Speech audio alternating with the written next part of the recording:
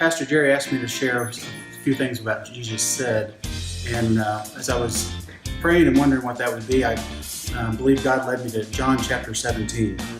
In John chapter 17, we see that John is recording Jesus' prayer as Jesus is praying, and I want to share a few things out of that. There's three different verses I'll share out of that, but if you got time, read the whole chapter. The first verse, it says, Jesus says, "Father, the hour has come, glorify your Son, that your Son may glorify you."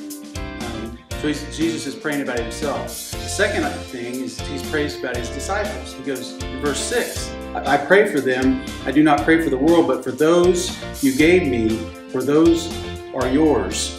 So Jesus is really looking at his disciples and he's praying and caring about them.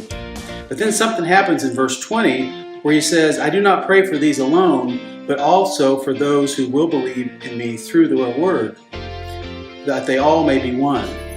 Now, so why did I choose this passage? I chose this because two reasons. One, it gives me comfort for 2,000 years ago that Christ was thinking about me and thinking about you and prayed for us. He says, "I do not pray for these alone, but for those who will believe through the word."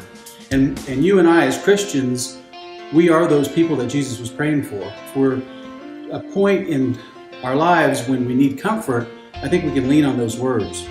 I think the other thing is that Christ is a perfect example for us, that we need to pray for ourselves and ask God that we would glorify Him and as others see Him through us. The other thing, we need to pray for our family, for those around us, for our friends, for everybody that's near us, that they would also glorify God and people could see Christ in them.